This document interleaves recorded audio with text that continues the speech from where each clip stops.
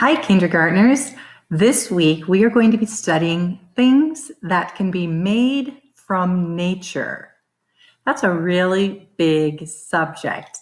So we're going to narrow it down just a little bit. And I want you to think of something that you eat each day that comes from nature. It could be fruits or vegetables. It could be many different things.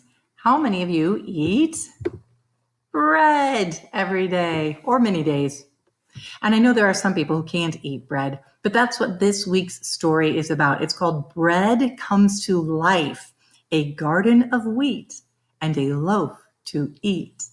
So it's a rhyming story, but this is nonfiction. It's going to explain how bread is made from the very beginning.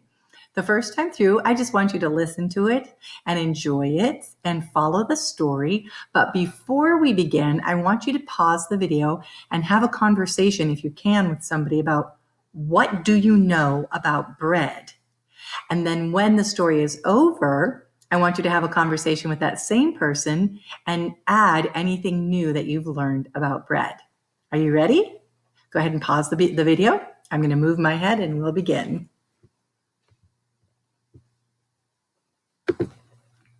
All right.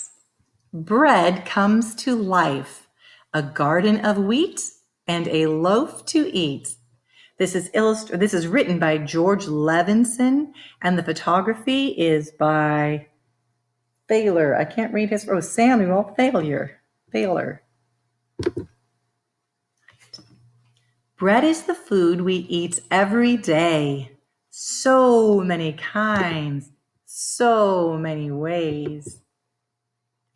White bread, black bread, small bread, tall bread, thin bread, twin bread, dinner rolls, bread with holes, hard, day-old tough bread, soft, squishy, fluff bread.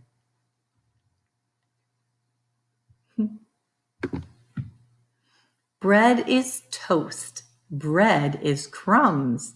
Bread is pizza. Bread is buns. How is bread made? Where is it from? This baker makes his bread from scratch by sowing wheat in his backyard patch. Soon those seeds send down roots and sprout into shoots of bright green grass. The days pass, and that grass grows into sturdy blades, tall and straight, finely made, with budding heads and bristly hair, gently waving in the air. When the crop is ripe and old, the tops are bowed and streaked with gold, and every head of wheat contains many tiny finished grains. Time to cut the golden field, gather up the backyard yield, stack up piles of sun-dried stalks, rub them in a threshing box. It's the simple old-time miller's craft of separating wheat from chaff. What's left are seeds, a hefty load, many times the number sowed, and each new grain of harvest wheat looks just like a loaf to eat. Now is the hour to grind those grains into whole wheat flour. With simple tools and easy rules, it's on with the show to make up some dough and bring fresh bread to life. Yeast, honey, water, flour, salt, oil, and muscle power. Dump it, thump it, dust it, knead it, squash it, stretch it, toss it.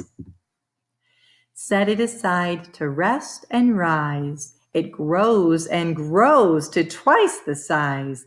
Punch it down, give it some shape. Let it rise again, put it in to bake. Slice it fresh, it's better than cake.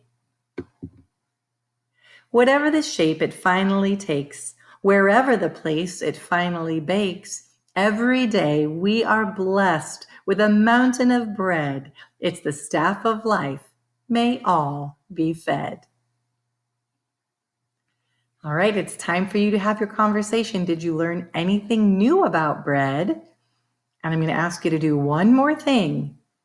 Can you come up with some questions about bread before tomorrow? I'll see you then.